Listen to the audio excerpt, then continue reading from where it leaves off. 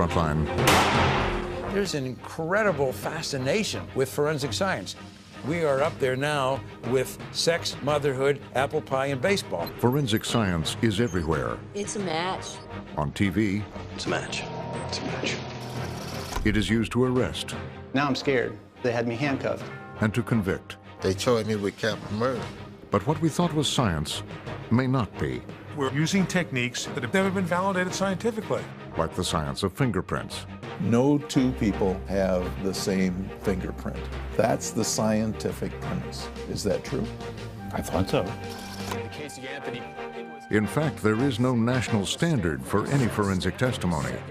The judge allowed in the smell test when it comes to death. And it had never been allowed in a court. And what about getting certified in forensics?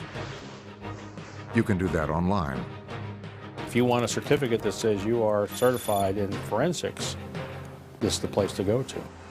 Tonight on Frontline, correspondent Lowell Bergman joins with ProPublica in an investigation of one of the increasingly controversial tools of the criminal justice system, forensic science. There's something that people need to understand about bad expert witness testimony and bad science. It doesn't just put innocent people in jail. It leaves murderers on the street.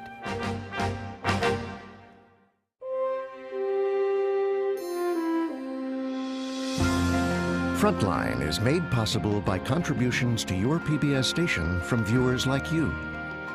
Thank you. And by the Corporation for Public Broadcasting.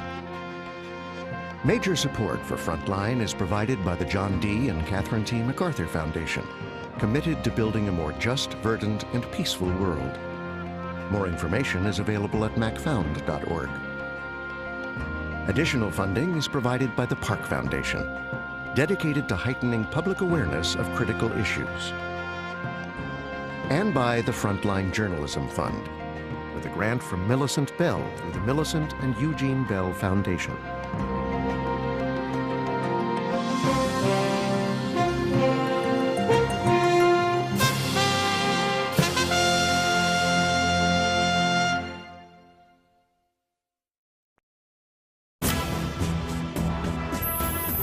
CSI is the most watched drama series in the world, brimming with flash and glamour, where cutting-edge forensic technology always reveals the truth. But crime scene investigations in the real world are rarely so simple. Henry 51, can you advise the tow yard that's housing the 187 vehicle from the 9th? Case number 20075. And 10-4, you're there? Negative, I need to know so I can be en route. 10-4, give me just one. I'm finishing up with the Spanish interpreter. Detective Joanna Gravetti leads the crime scene investigation unit for the police department in Richmond, California, one of the most dangerous cities in America. Everyone thinks that when you tell them that you're a CSI, that you're like what they see on TV. The real CSI is dealing with blood, getting dirty underneath a car, smelling things that you don't want to smell, saying things that you don't want to see. You see the worst that humans are capable of doing to one another. There is evidence that needs to be collected, documented, processed. It's about taking the time to find the small things that are going to wind up being a big thing down the road. Things like fingerprints, one of the most widely used of all forensic techniques. For over a century, fingerprints have been used to identify criminals, from petty thieves to international terrorists.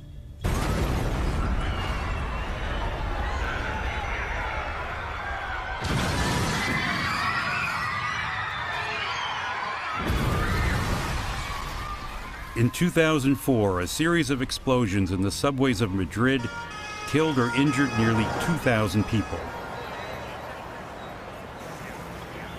When the dust settled, the Spanish authorities found several partial fingerprints on a bag of detonators. Now, at the time, the Spanish National Police did not identify anybody to those prints, so they sent the prints to Interpol, who then forwarded them to the FBI. Melissa Gish is a fingerprint expert at the legendary FBI laboratory in Quantico, Virginia. The examiner analyzed the prints. He ran them through the system. And in this case, the examiner found a match. Yes, in this case, the examiner effected an identification. The FBI's identification led them to a suburb of Portland, Oregon, where a young attorney was working in his office. I got an unexpected knock on the door. I cracked the door open, and there was two individuals, a man and a woman, and they identified themselves quickly that they were FBI agents. The FBI examiner determined that this fingerprint found in Madrid matched a print taken from Brandon Mayfield when he was in the military. They proceeded to push through rather forcefully, to handcuff me. It was just unbelievable. It was surreal. I mean, one minute you're sitting there and you've taken your kids to school and you've said, have a good day and be a learning superstar, and you're working on your case in your office, and the next minute you're heading downtown in cuffs and people are searching you for blasting caps and detonators. For generations, the FBI and their fingerprint examiners have maintained that fingerprint identification is infallible, routinely testifying that they are 100% certain and there's 0% chance they could be wrong. Fingerprint examiners have been taught that there's only one person in the world who could have left this fingerprint. There's no scientific basis for that. Wait a sec. There's no scientific basis for matching like a partial fingerprint? The premise is that no two people have the same fingerprint. That's the scientific premise. Is that true? I thought so. Has there ever been a scientific study to demonstrate that that is true? I don't think so. But even more important, how much alike do they have to be before you say that that fingerprint came from this person? What is the standard for how many points of comparison? What's the standard, Judge? It varies from laboratory to laboratory and from witness to witness often. And some will say, we need 16 points. No, 7. And what they all end up saying is that it's really a matter of the individual experience and judgment of the fingerprint examiner. To make an identification, the fingerprint collected at the crime scene is examined for unique characteristics, like ridges, loops, and whorls. Those points are then compared with a known print. Once the examiner believes there are enough points of similarity, he declares it a match. Welcome to forensic identification. Paper is a very good object to get prints from. Letters, bags. Ken Moses is a veteran fingerprint examiner who has investigated more than 17,000 crime scenes in his 40-year career. I can see a lot of detail on those prints. When you're looking at this partial print versus the known print, when do you decide that it's a match? How do you decide it's a match? At some point, you are examining this evidence, and based on your training and experience, you make a leap of faith. You make a leap of faith? It's a point of decision-making. It's where you go from doubt to no doubt. That's a leap of faith. After Mayfield was identified, the FBI learned he was a Muslim active in his community, which he maintains led to his arrest. Mayfield insisted he was not a terrorist and had never been to Spain. The only evidence against him was that partial fingerprint. But at the FBI laboratory in Quantico, the print was matched by a second examiner and then confirmed by the head of the FBI's fingerprint unit. So 3 examiners would say that this was Brandon Mayfield's fingerprint. In this case, they did, yes. And I believe they provided an affidavit saying it was 100%. That is how they did testify in that manner, yes. A Portland, Oregon man has been arrested by FBI. Officials are detaining Mayfield in the county jail here. His fingerprint was found on a plastic bag with bomb-related material. He can be held indefinitely. It was a nightmare. You know, when you're there in your jail cell alone and you're just faced with your own thoughts. That's when the gravity of the situation really sunk in. Okay, so you're in the lockup. They say that you're 100% matched. Your lawyers get a fingerprint examiner, right? Yes. The one hope was that this fingerprint examiner would straighten it all out and wouldn't agree with these other 3 examiners who had said this is a 100% conclusive match.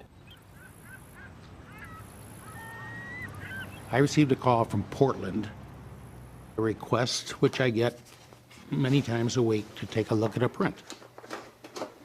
Ken Moses was selected as the independent expert in the Mayfield case. I didn't know what finger they'd identified, so I had 10 possibilities. So I started with the thumb, went to the index, went to the middle, no, no, no, no, no, no, boom, I come up with one, here's one with a couple of similarities, couple more, and by the time I got to 15, I said, this looks like an identification. So then you got on the phone with the court. That's right. Right, and you testified. And what did you tell them on the phone? I say I have examined the known print and I've concluded that the fingerprint is a positive match. That's what I told them. He actually confirmed what the other 3 examiners had said. And from that point on, I kind of felt like the train to a death penalty had just pulled out of the station.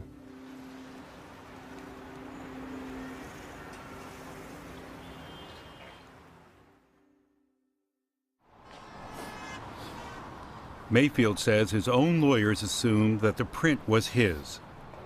2 weeks into his detention, he had to decide whether he would testify or exercise his right to remain silent. I was going to go to the hearing and tell the judge what it was I was going to do. I was either going to testify or not talk. And you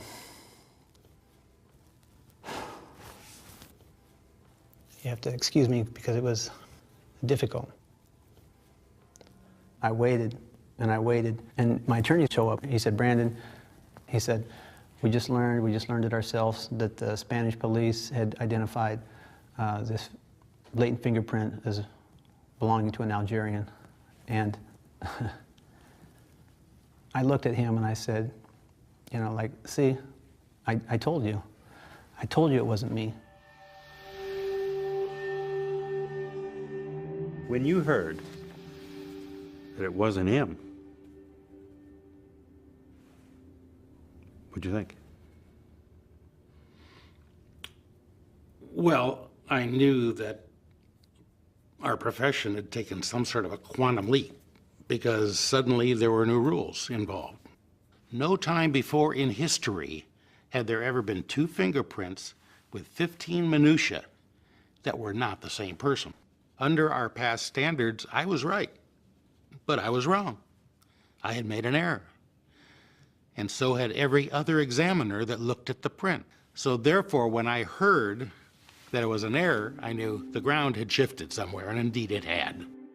We've been using this for 100 years. We ought to have some serious amounts of science to support the claims that examiners make. So it hasn't gone through the... Jennifer Mnookin, a law professor at UCLA, is heading a study funded by the Justice Department on fingerprint identification.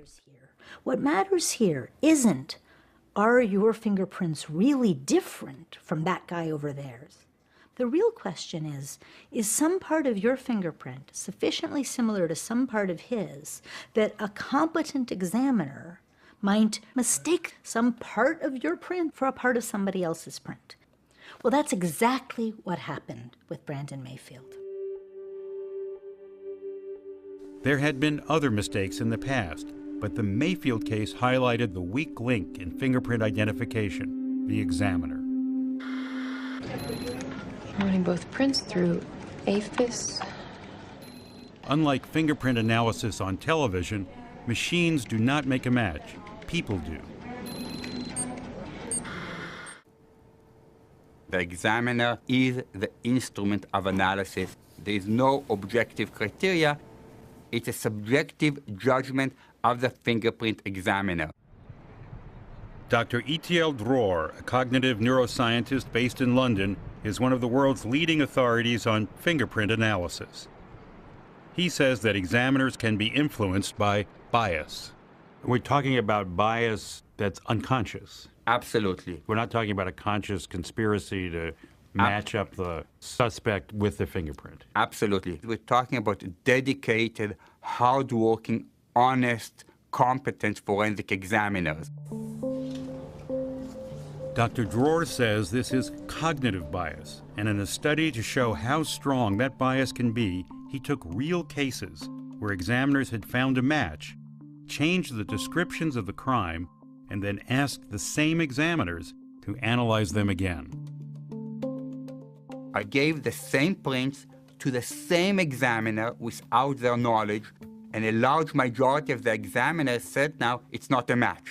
So in over half the cases, they would disagree with their former opinion? Yes. It changed their perception and judgment, and over half said it is not a match. In the study that Dr. Dror did, the examiners changed their mind. Over half of them. 4 out of 5. Same data, same examiner? Mm-hmm. Same examiner. Right. Completely different result. How can that be a science? Well, there's going to be, I think, variability anytime there's a human involved in the process. So it sounds like you agree with Dr. Dror when he's talking about cognitive bias. If you're asking me if I think that there is the potential for cognitive bias to come into play in a fingerprint examination process, I would say yes. After nearly a century of insisting in and out of court that fingerprint analysis is infallible, the FBI has now changed the way it testifies. Today, particularly since the Mayfield case, you don't testify the way you used to testify, right? Right. I certainly wouldn't say 100% certain or 0 error rate. I would want to explain any of those things if I was asked about them. So there is no infallibility here. I would not testify to that, no.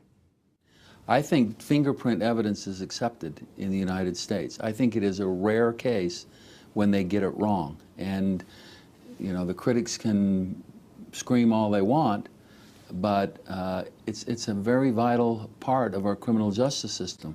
He didn't go to jail or anything, though, right? Scott Burns is the director of the National District Attorneys Association, which represents state and local prosecutors who handle the vast majority of criminal cases. Nobody ever asked me about the hundreds of thousands of cases every year where it does work and where good forensic scientists testify. We get it right most of the time. The Mayfield case is the anomaly. It is the rare exception. And to hold that up as somehow representative of what goes on in courtrooms across America is just wrong. What is an anomaly is that they found out, not that they made a mistake.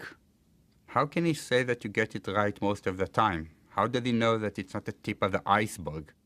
To say that Mayfield is an anomaly in a single case is naive at best. The courts had been misled for a long time because we had been told, my colleagues and I, by some experts from the FBI, that fingerprint comparisons involved essentially a 0 error rate. Without our ever understanding, that's completely inaccurate. Harry T. Edwards is a federal judge on the U.S. Court of Appeals for the District of Columbia. He's an authority on the forensic sciences. We caught up with him in New York, where he agreed to an exclusive interview. The National District Attorneys Association and some of the more prominent fingerprint examiners that we've talked to, they're saying things were fine, are fine, and fingerprints have worked fine in court for decades, if not a century. If some people are saying it works because we've gotten convictions, that is to say nothing more than juries and judges have believed that experts knew what they were talking about, and so they bought it and they convicted. That's not proof that the discipline is undergirded by serious science. Well, they say that it's based on practice. It's based on years of experience. It's based on, that's valid, isn't it, Your Honor? No, of course not. If your experience or practice has been inaccurate or wrong for many years, it doesn't become better because it's many years. It's just many years of doing it incorrectly. And the stakes are too high. When you're talking about prosecution, incarceration, the stakes are too high. Can you advise the 1020 of the 187? In Richmond, California, Detective Gravetti is called to a homicide, the third shooting of the day. The coroner just arrived. Oh. What wakes me up in the middle of the night is the wail of a mother when they find out that their child's been killed. And it's that sound, not only does it keep me up at night, it's what drives me to make sure that I don't hear it again. I want to find justice for these people. They deserve justice. Their family deserves justice. There's a bullet in that tire somewhere. Yeah, I got it. Got it? Oh yeah, beautiful. Oh, look at that. Oh, wow. Obviously a hollow point bullet, and what's important is the characteristics that are left on the it's copper jacketing. It has the markings. Hopefully we can find something that will help us link that bullet to that gun. Evidence is extremely important in any investigation. It's going to help figure out what happened, how it happened, possibly why it happened, and it puts people in jail. It gets people out of jail. Corvetti and thousands of forensic investigators around the country collect the evidence that is relied on to catch criminals. But questions are being raised about the scientific validity of some of the techniques they use.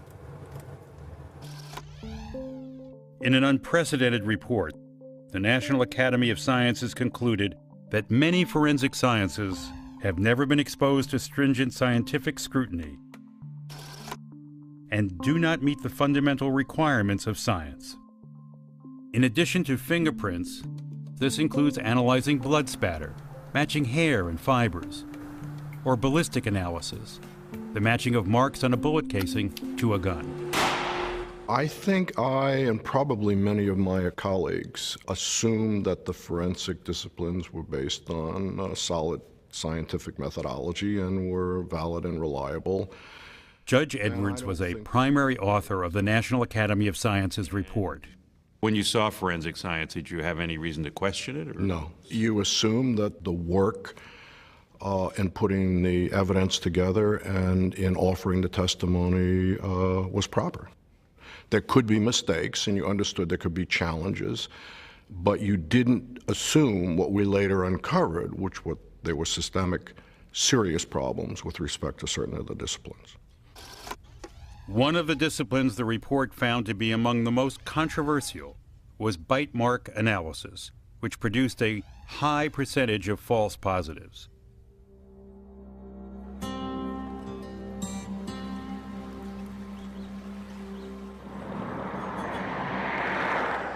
In the small town of Brooksville, Mississippi, a series of brutal murders tested the limits of this controversial forensic technique. LaVon Brooks remembers a day in September 1990 like it was yesterday. My brother came and told me, said, "Police looking for you." And I said, "For what?" And he said, "I don't know. They didn't tell me nothing." And I said, "I'm gonna go down to the county jail and see what they want with me." A 3-year-old girl had been abducted, sexually assaulted, murdered, and dumped in a pond. Brooks was the ex-boyfriend of the girl's mother, and the police wanted to talk to him. They kept me like for 72 hours for questioning and investigation. So I ain't had no problem with that. So then they said they want to do a dental impression on me. And I said, okay, fine. Body and the photographs that A pathologist, Dr. Stephen Hain, conducted the girl's autopsy. He suspected there were bite marks on her wrist. And he recommended that this man, Michael West, a forensic dentist, examine her. They ran a dental impression on me. And then like a week later, my lawyer came to me and told me, said, "We got a little bad news." I said, "What you mean?" Said the bite marks on the little girl match yours. I said, "Man, how can I bite somebody and I wasn't even there?" He said, "Well, this is what they came up with." Brooks said he was working at a bar filled with customers when the crime occurred. But during the trial, the bite marks, the only physical evidence linking Brooks to the crime, trumped the defense's eyewitness testimony. They charged me with capital murder. I couldn't even believe that. I couldn't even believe it. LaVon Brooks was sentenced to life in prison. I felt like my life was over with. My mother told me, she said, I know you didn't do that, but I want you to hold your head up and God gonna bring you out. And I know God knows, and my family knows that I hadn't did nothing. While Brooks was serving his time, another 3-year-old girl was abducted, sexually assaulted, and murdered. Her body was found in a nearby stream. Her autopsy was also performed by Dr. Stephen Hain, who was called to testify about his findings. State your name for us, please, sir. With an eerie similarity to the earlier case, Dr. Hain testified that he saw what he believed to be bite marks on the girl's body. And the forensic dentist, Michael West, testified that those bite marks came from this man, Kennedy Brewer, the boyfriend of the girl's mother.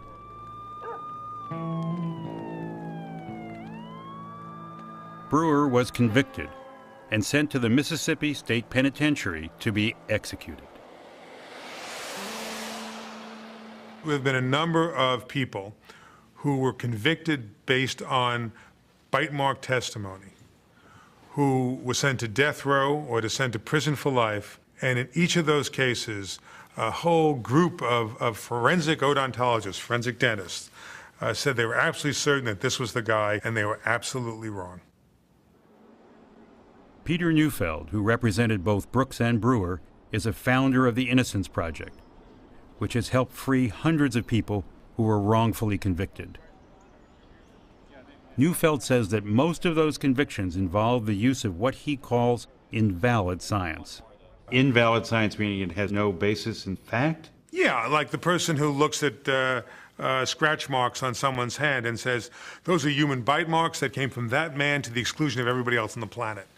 There is no science to support that conclusion, period. But it was It's something made up. But the judge allowed that in. Judge allowed it again and again and again. Frankly, not just one judge, but judges all over the country allowed that testimony because it came in from guys in white lab coats. There is one forensic science that everyone agrees is valid: DNA. Unlike many of the forensic sciences which were developed by law enforcement, DNA analysis was developed by medical science and has been subjected to decades of rigorous scrutiny. DNA is the principal example of real science at work. DNA really is the only discipline among the forensic disciplines that consistently produces results that you can rely on with a fair level of confidence. We looked at all the cases of people who've been exonerated by DNA evidence. We found that in 60% of those cases, experts who testified for the prosecution produced either invalid evidence or the misapplication of science in their testimony. In other words, DNA has called into question the basic reliability of many of the other forensic sciences. What we're talking about with forensic science is systemic failure. We're talking about using techniques, using equipment that's never been validated scientifically. But police and prosecutors say they need to use every tool they can get. And sometimes that means pushing the boundaries of forensic science, even in the most high-profile cases. 911, what's your emergency? I found out my granddaughter has been missing for a month. Her mother finally admitted that she's been missing. Okay, we're talking about a 3-year-old little girl. Okay, what is the 3-year-old's name?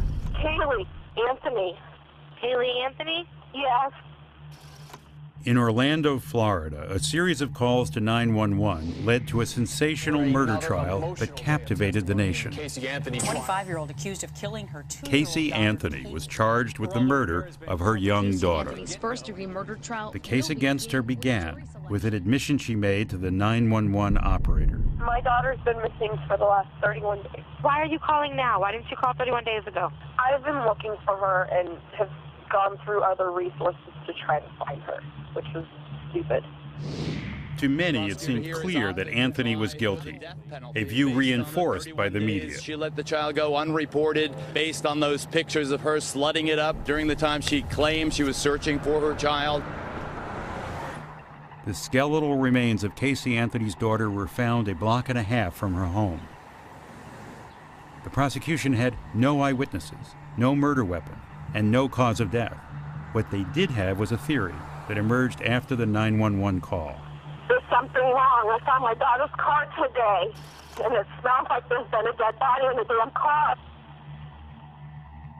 Based in large part on that smell and her disturbing behavior, the prosecution set out to prove that Casey Anthony killed her daughter and hid the body in the trunk of her car.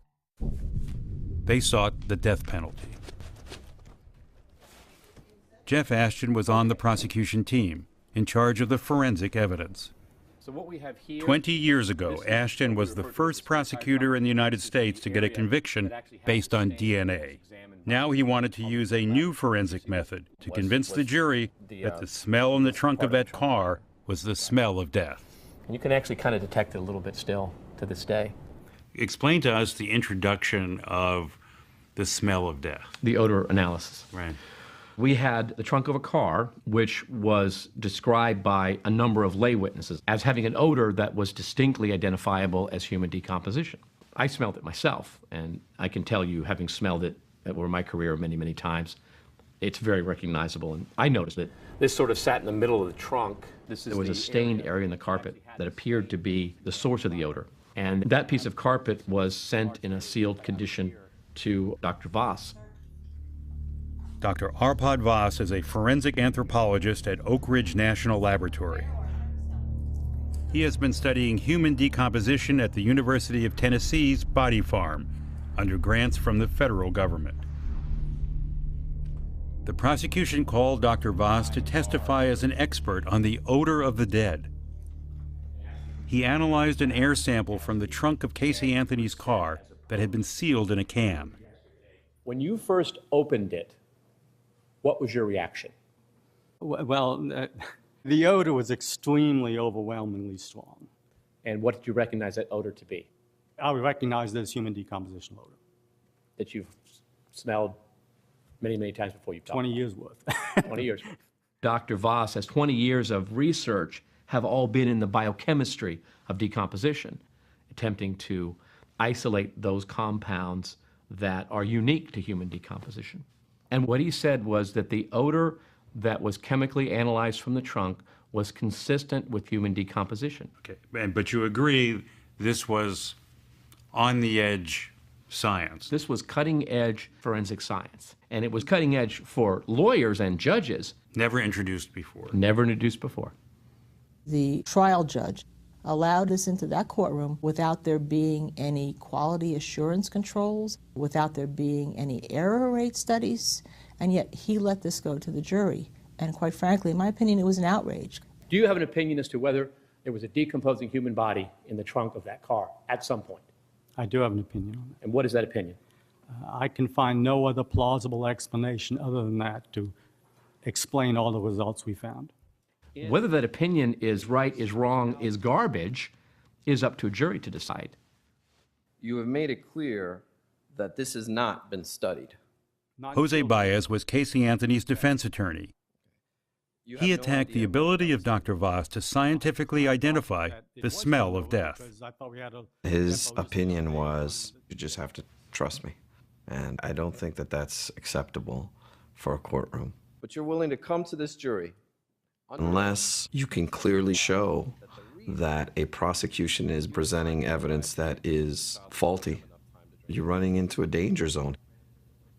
Let's say, for example, the prosecution presents one witness that says something and they're relying on an expert, and the defense puts their own expert to explain that it's junk science. Who are you going to believe?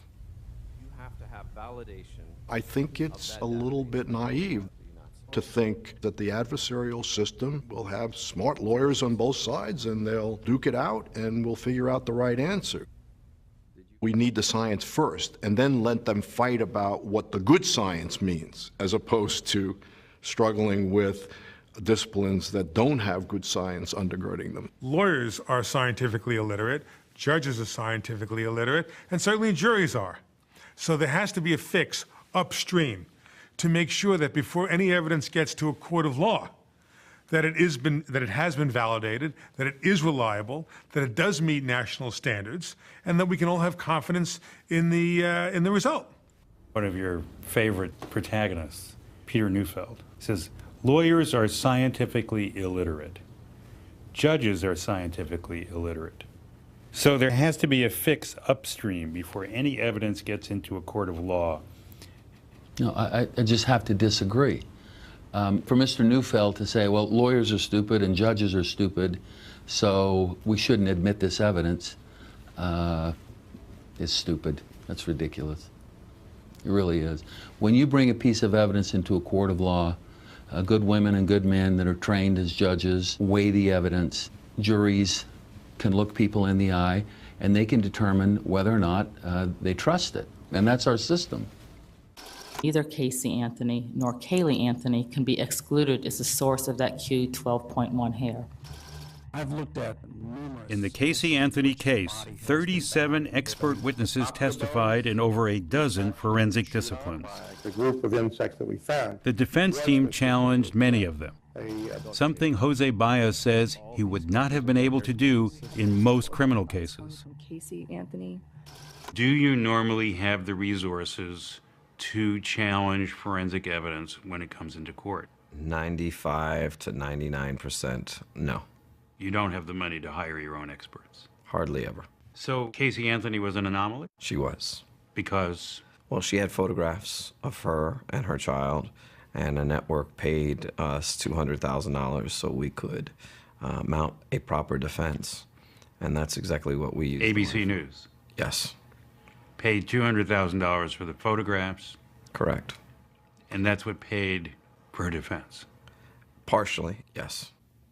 At the moment now, inside of a courtroom in Florida, Casey Anthony's the case against Casey back in the courtroom. Casey's bizarre behavior and the trial of Casey Anthony dominated television news for months. America seemed enthralled by the forensic testimony. When you have skeletonized remains, there is one of the network's go-to experts was Dr. Cyril Wecht, considered by many to be among the top forensic scientists in the country. There's this great hunger, this incredible fascination with forensic science. I often quip that we are up there now with sex, motherhood, apple pie, and baseball. I think we're in the top 10, forensic science. Hi, how are you? For many years, the elected coroner in Pittsburgh, Pennsylvania, Dr. Wecht has been a controversial character and something of a local folk hero. Thank you. That cost me $25. That cost you $25? A lot of people are familiar with the Casey Anthony case. Yes. Which was filled with forensic testimony. Yes. Right? Of all kinds. Yes. That was allowed in. Yeah. Right? By experts. By alleged experts.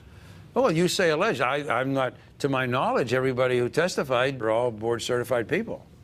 Well, not the gentleman who testified about the smell. Well, there is no board of smellology. Yeah, but look, the gentleman who testified about the odor, he works on the body farm.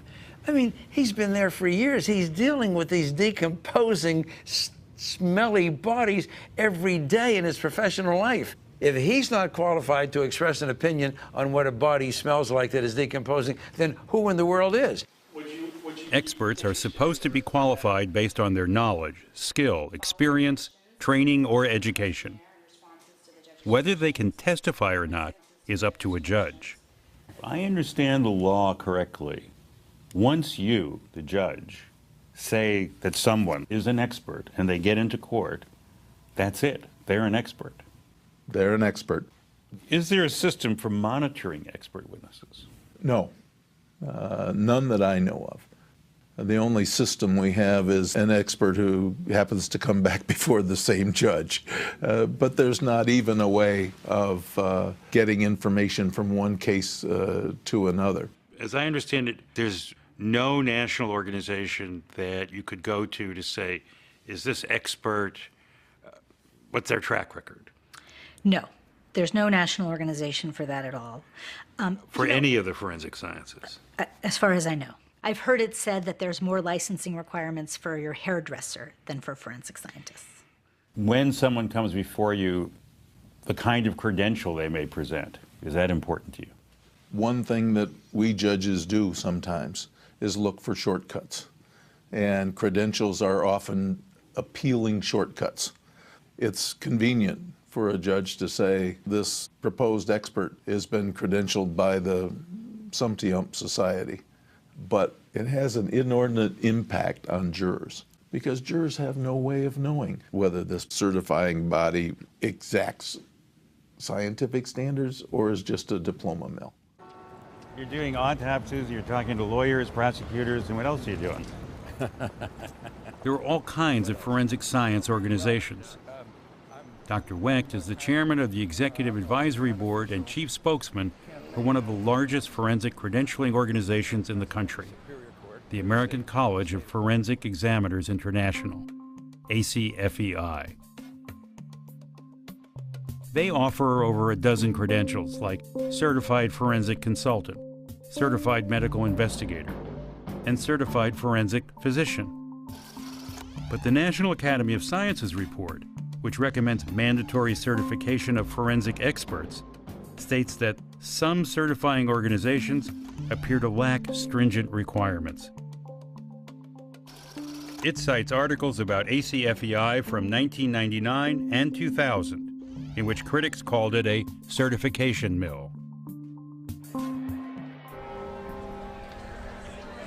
At the University of California, Berkeley, a graduate student in the investigative reporting program, Leah Bartos, was assigned to find out what it takes to become certified by the ACFEI. For $660, she became a member and took an entry-level course for expert witnesses. A few videos and a study packet were provided to prepare for the test. It's like an open book exam, basically, and I passed.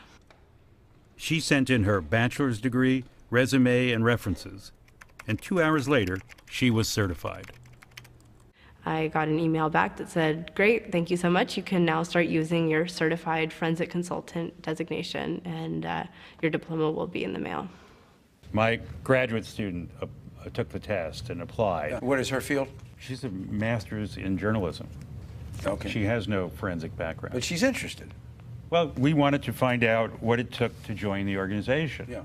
There was a lot of criticism of the organization in general, even though it appears to be the largest membership organization of its kind. That's right. The purpose of the organization is to encourage people who are interested in forensic science to learn more, to study more. Do you have any idea what percentage of people pass your exam, the exam that you helped put together?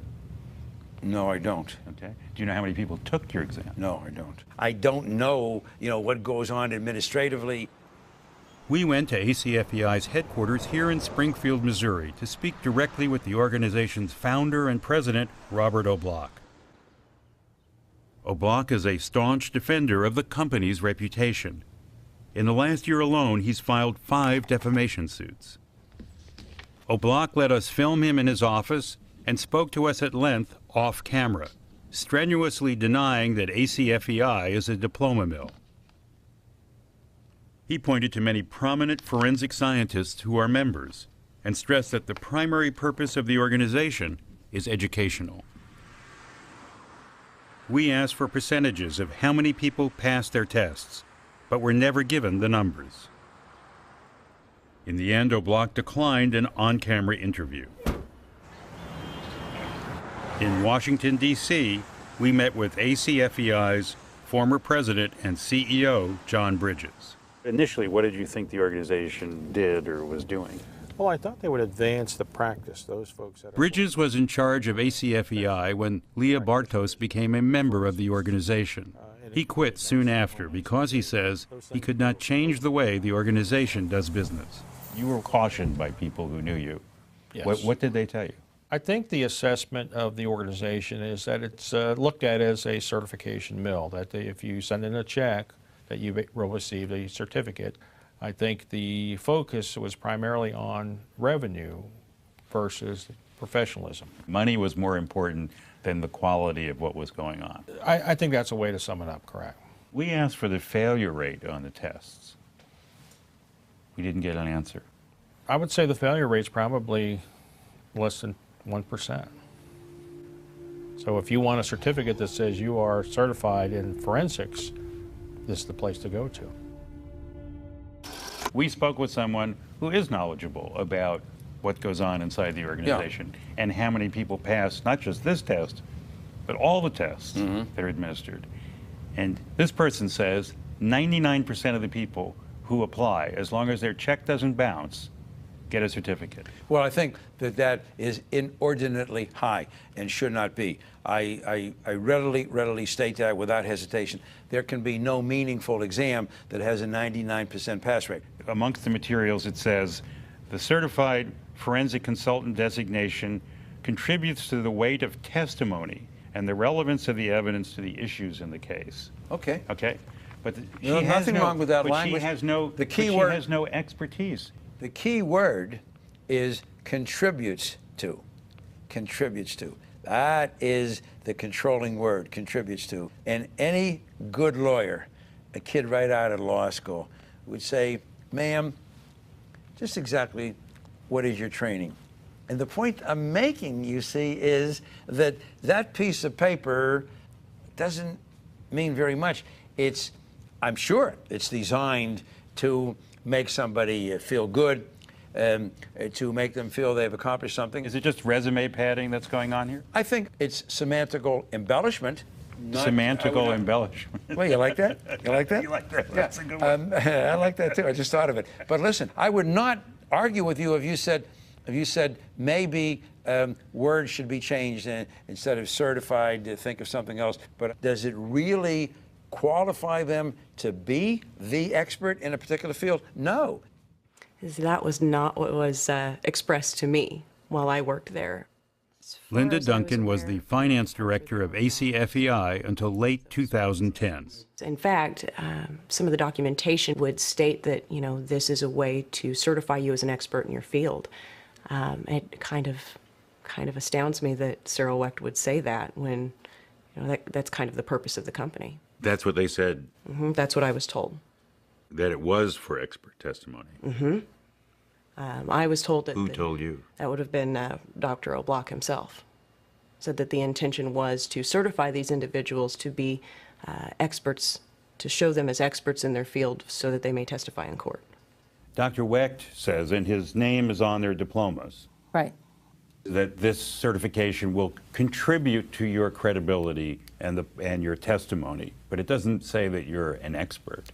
But the judges use it to make you an expert. The juries use you to make an expert. So that's a fallacy. So why would Dr. Wecht say these are just for people to put up on their wall? It doesn't mean that they're really experts. And if that's the case, then there should be a memo from that organization that goes out to all the judges saying, don't consider this certification when you consider whether this person should testify in a particular area. And unless that goes out, how are the judges to know? How is the jury to know? There's really no way to tell today what the certifications mean. No. There's no standard for that. There are certifiers, but not what you and I are talking about. That is real licensing programs, real certification programs that train, give serious tests, and will revoke your license and affect your job and ability to testify in the event that you do something wrong or fail. No, that doesn't exist now. We need a body that is regulated, that can say these are the scientifically based professionals who are qualified to be experts. The minute we leave that open to for-profit groups who make money from issuing pieces of paper, we really undermine the public's interest and the public's legitimate interest in making sure that we've got a scientific basis for sending somebody to jail.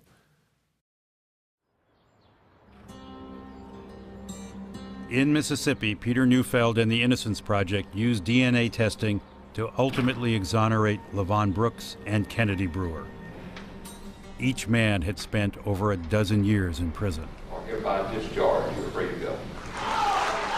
They put me on death row, but I just kept my faith that I'd get out one day.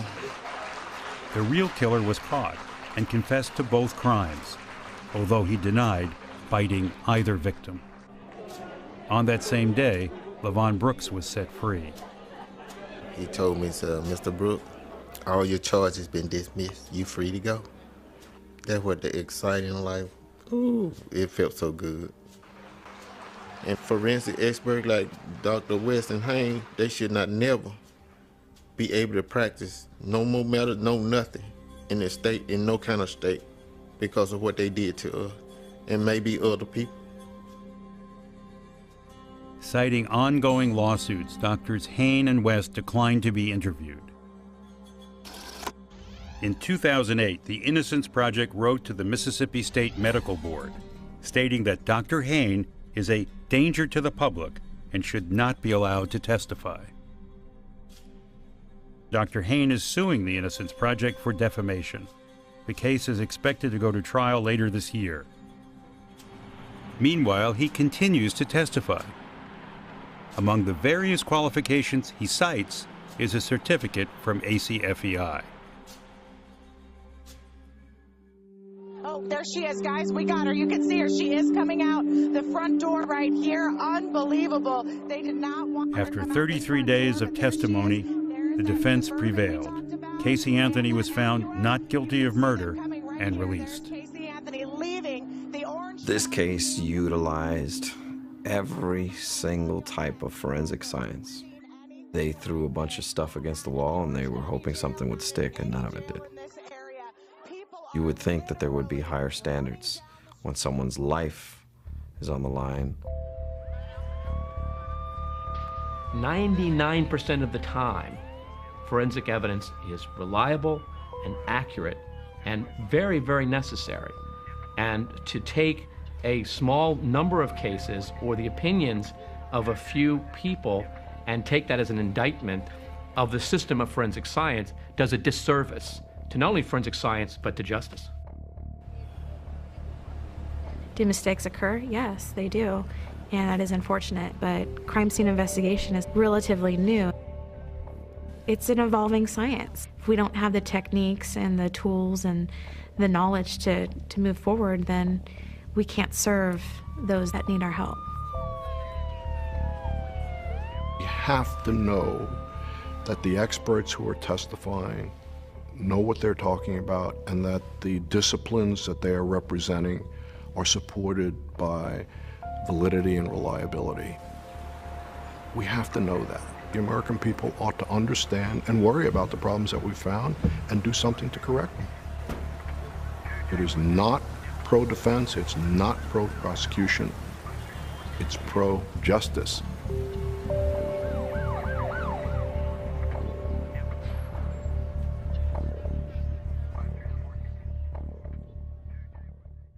And continues online. Learn more about 8 common forensic analysis tools.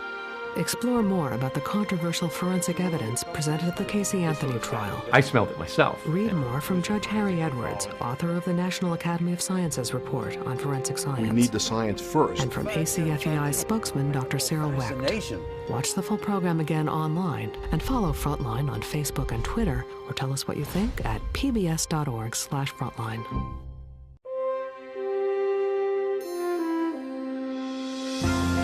Frontline is made possible by contributions to your PBS station from viewers like you. Thank you. And by the Corporation for Public Broadcasting. Major support for Frontline is provided by the John D. and Catherine T. MacArthur Foundation, committed to building a more just, verdant, and peaceful world. More information is available at macfound.org. Additional funding is provided by the Park Foundation, dedicated to heightening public awareness of critical issues. And by the Frontline Journalism Fund, with a grant from Millicent Bell through the Millicent and Eugene Bell Foundation.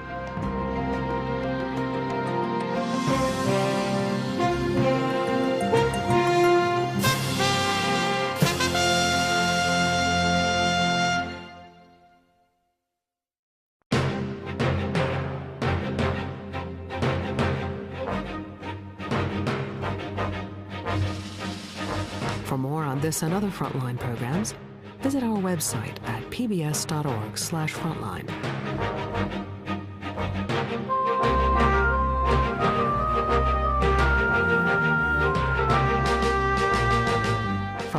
The Real CSI is available on DVD. To order, visit shoppbs.org or call 1-800-PLAY-PBS. Frontline is also available for download on iTunes.